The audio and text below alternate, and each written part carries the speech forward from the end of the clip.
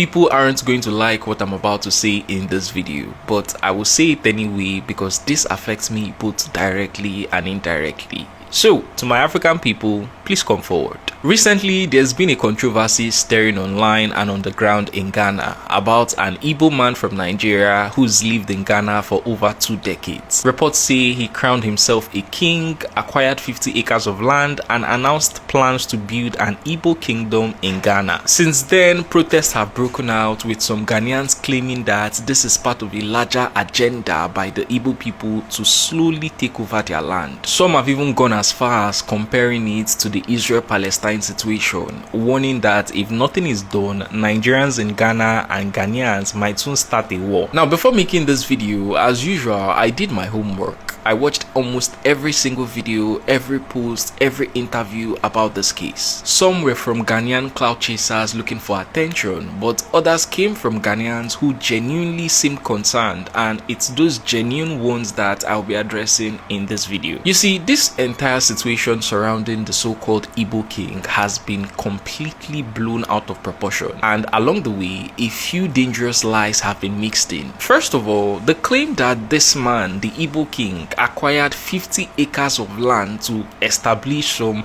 kind of territorial control is completely false. In fact, he never purchased any 50 acres of land at all. That rumor was started by someone who, quite frankly, seemed more interested in stirring fear, confusion, and division than in sharing actual facts. Here is the truth. In almost every foreign country where there is a sizable immigrant population, those people naturally form communities. It's a normal thing. Take Nigeria for example. We have an Indian community here. They live together, run their businesses, and maintain their cultural practices peacefully. Ghana is no different. There's a well-established Chinese community there. Many Chinese nationals live there, run businesses, and openly celebrate their traditions and heritage, and nobody protests that. From what I've read, this Igbo man's goal is no different. His mission appears to be simply to create a community for his people, a place where they can feel at home, stay connected to their culture, and support one another. Now, I'll be honest, the only part that raised a valid concern is the fact that he crowned himself king in a foreign land.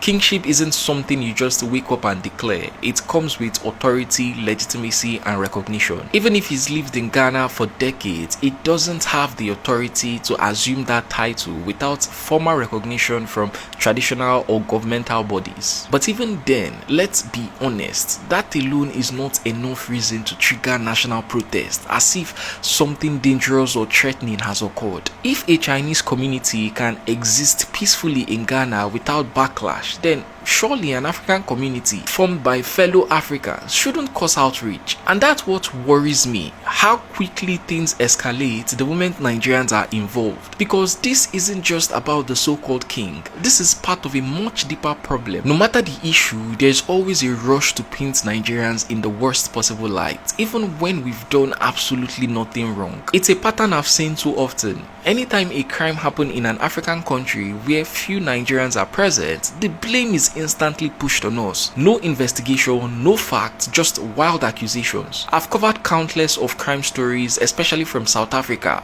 where serious crimes like murder or robbery or any other crime, and before the dust even settles, people are already shouting it was the Nigerians. Let me be clear, I'm not defending Nigerians who commit crime. If anyone, Nigerian or not, commit or break any law, they should face the full consequences, even if that means life imprisonment or the death penalty. But turning every issue into a Nigerian problem is exhausting and unfair. Sometimes I wonder if I should just call it sponsored hate or just plain ignorance, because it truly baffles me. And it is worse in South Africa. Not long ago, I think yesterday, I saw a video of a South African woman getting stopped from burying her Nigerian husband just because of his nationality. They didn't want the Nigerian buried in their community for no absolute reason. It's gotten so bad that both documented and undocumented Nigerians are being denied access to government hospitals, with the excuse being that they are taking resources from native South Africans. Meanwhile, in that same country, over 88% of the economy is controlled controlled by white South Africans, many of whom aren't even native, and nobody complains about that. At a time when Africans are being treated like trash abroad, this is what we choose to fight over back home. I recently saw a video of a Ghanaian man being violently manhandled by German police for absolutely no reason, and yet no one protested at the German embassy in Ghana. Instead, it's Igbo King this, Igbo King that, and Nigeria must go protests that are being held. Honestly, it's not you guys' fault. Walai, it's my country's fault.